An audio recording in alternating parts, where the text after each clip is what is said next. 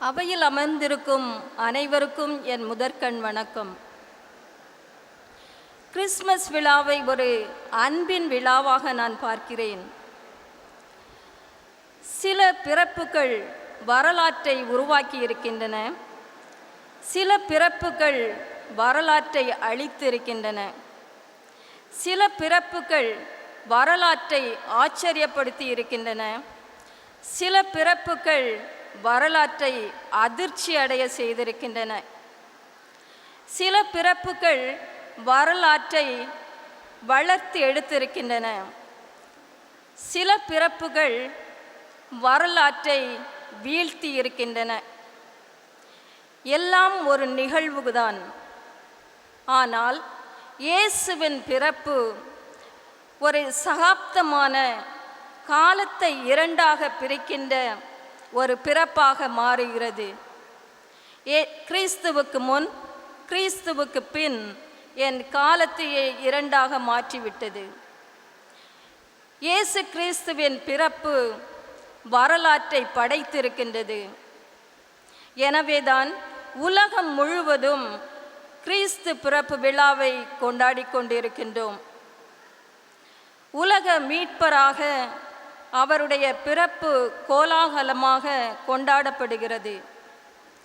அப்படியென்றால் நாம் கிறிஸ்து பிறப்பின் விழாவில் என்ன செய்தியை நமக்கு எடுத்துக்கொள்ளப் போகிறோம் என்பதுதான் முக்கியம்.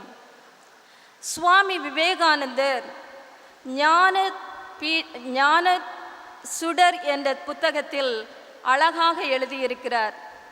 நீங்கள் முக்தி அடைய வேண்டுமென்றால் இயேசுவை அணுகுங்கள். நீங்கள் கற்பனை செய்யக்கூடிய எந்த கடவுளையும் விட இயேசு கிறிஸ்து உயர்ந்த நிலையில் இருக்கிறார் என்று.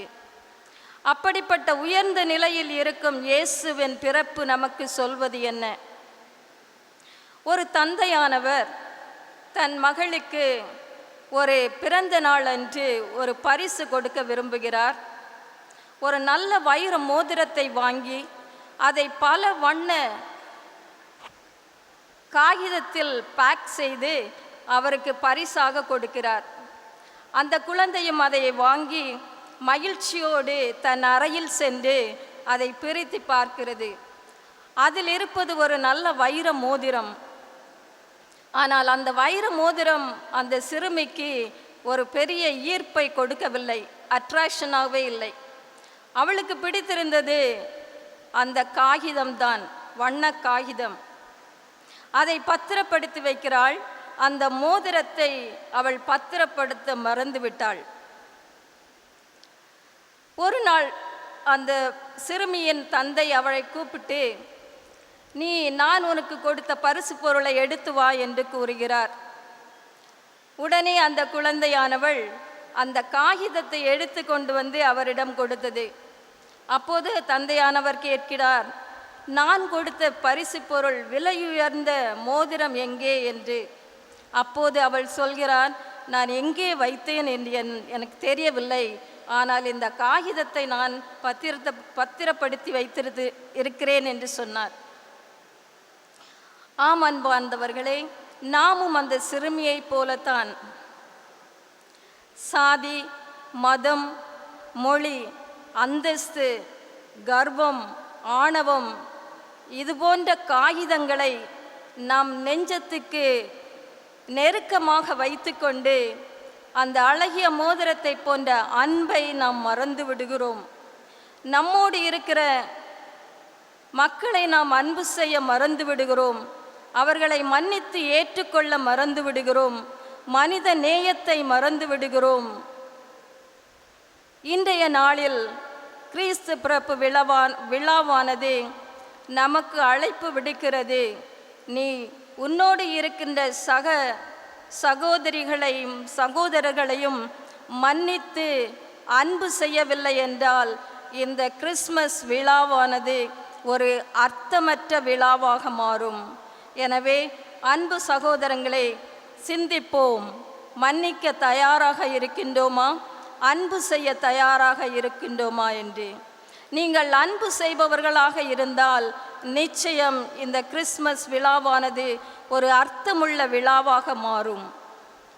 இரண்டாவதாக, வார்த்தை மனு உருவானார், நம்மிலே குடிகொண்டார் என்று இறை வார்த்தையானது சொல்லப்படுகிறது.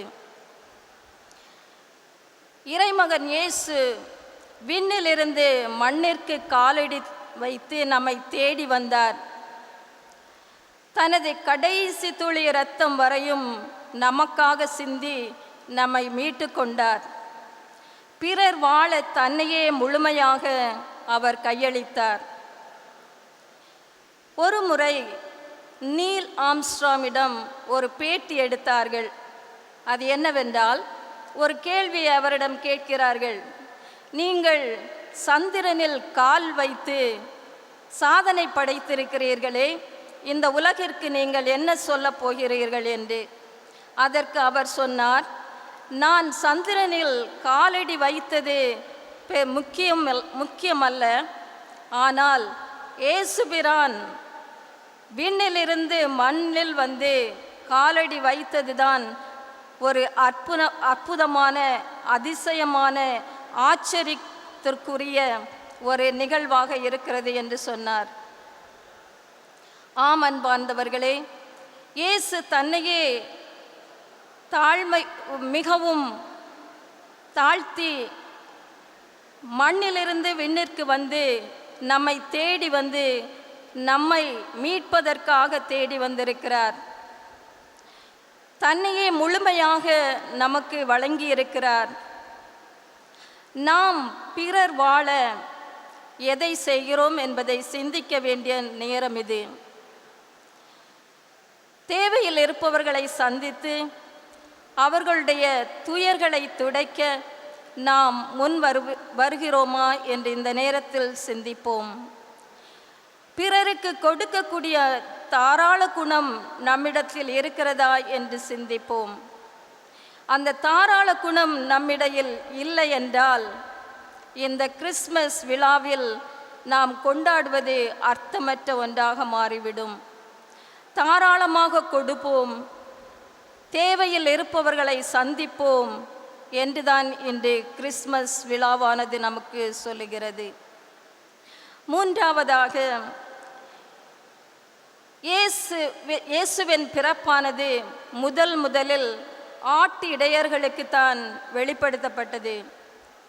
எளிய உள்ளம் கொண்ட அவர்கள் இயேசுவின் பிறப்பு செய்தியை கேட்டு உடனே புறப்பட்டு செல்கிறார்கள்.